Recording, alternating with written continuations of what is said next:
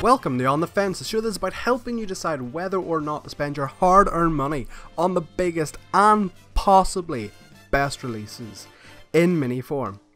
Nick, Hans, shave your chest and trim your mustache, because we are taking the fence to the Mushroom Kingdom, because we're looking at Mario Odyssey. Super Mario Odyssey. Well, we'll see about that by the end of this. Hans, what is Super Mario Odyssey? So Super Mario Odyssey is essentially almost like a direct sequel to Super Mario World 64. Like the gameplay and everything is pretty much the exact same. So you travel to different worlds, it's kind of a collect-a-thon. You have to collect so many moons, not stars at this time, to go to the different worlds. In terms of a story, I mean, stop me if you've heard this one before. Princess Peach gets kidnapped by Bowser, and he's going to hold a massive wedding. For reasons, they don't explain why, but he's going to try and marry the princess. And you have to chase him through these worlds, fighting his wedding planners, which are rabbits. Not rabbids, like the previous game, but rabbits. Yeah, it's pretty much the same story as every other fucking Mario game, but there you go. The worlds themselves actually aren't that big, which was surprised me, because I kind of thought they'd be a lot bigger, just because it's on a new console and everything. But although they're not big, it does make use of pretty much every square inch of the map, whether it may be like a wee puzzle challenge, whether it may be a hidden collectible. They do make full use of every single world that you're on. As I mentioned, so this is a bit of a sequel to Mario 64, and the controls pretty much seem plucked right out of Mario 64, because they are fucking shit. They are absolute trash. And for most of the game, that's not a real issue, because you're in a relatively wide area and you can kind of like maneuver about enemies or jump on enemies as easy as you need to be. Even boss fights is not really that much of an issue. But when it comes to like the challenge rooms that require really like minute and precise controls, it is really frustrating. Like for example, there was one puzzle where you have to jump across very tiny platforms and get to the power moon. At one point for me, I literally jumped on, and then the controls completely spazzed out, and Mario decided to fling himself into the abyss, and I threw the controller down in frustration, which is not good considering like the controls are £70 a pop.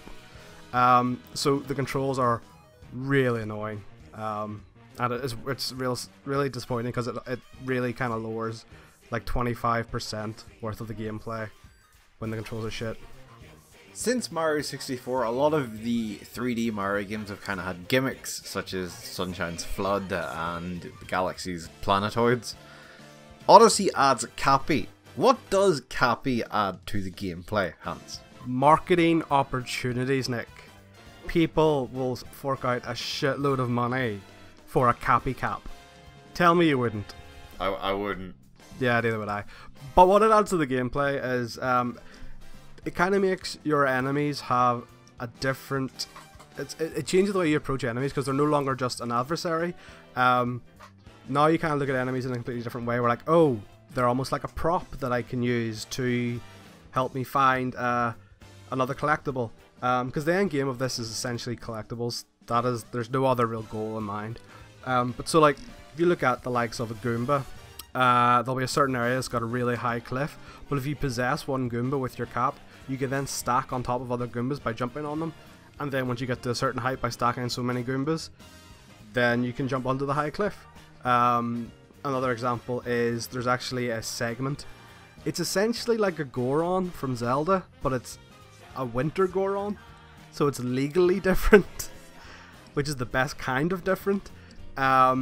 So you essentially possess one of them and take part in a race, which is you rolling around a race course and jumping over obstacles and stuff. So it really does add a good different dimension to the the way that you do view enemies, and it does alter up the gameplay a lot, because there's a lot of different sort of gameplays. Like I said, there's the race, but there's also like underwater levels and stuff, which are my least favorite because of my virtual hydrophobia. But again, it changes the gameplay. You can't just run around and jump on things. You have to manage your air and your oxygen level, and possess fish, because if you possess a cheap, that's what the fishes are called in Mario, yeah? Yep. Yeah, if you possess a cheap, you don't have to worry about air, but then you're giving up the ability to attack as well. So it's different things like that. There's a lot of variety here, so there is.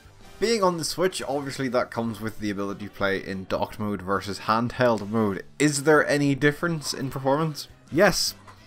Well, not just in performance, but there's a big difference altogether. This game was undoubtedly made to be a console game. For one main reason, there's motion controls, which normally would not be an issue.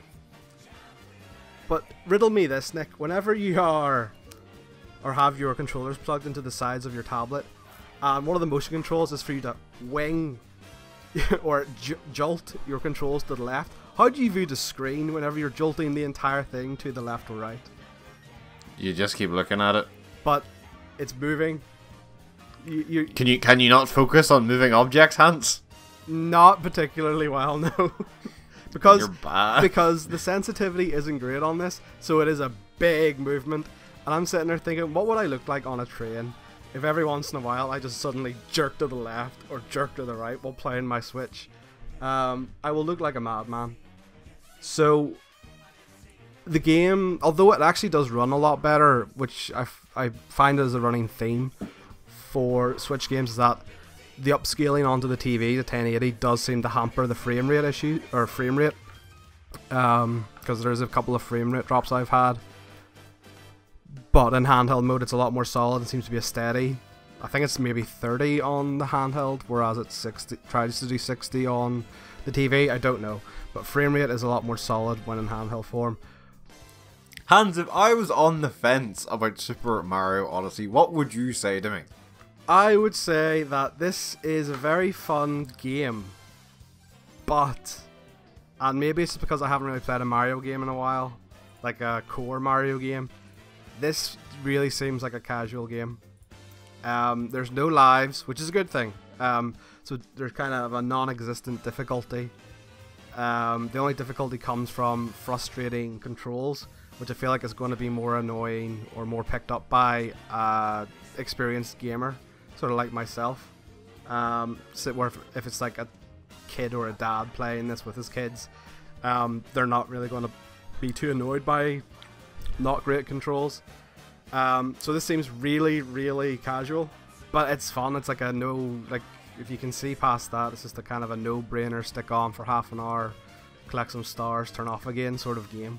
It's fun, but maybe I was expecting more. Sweet. That is Super Mario Odyssey, only available on the Nintendo Switch for £42, give or take. Thank you for joining me, Nick. It's-a me, Nick.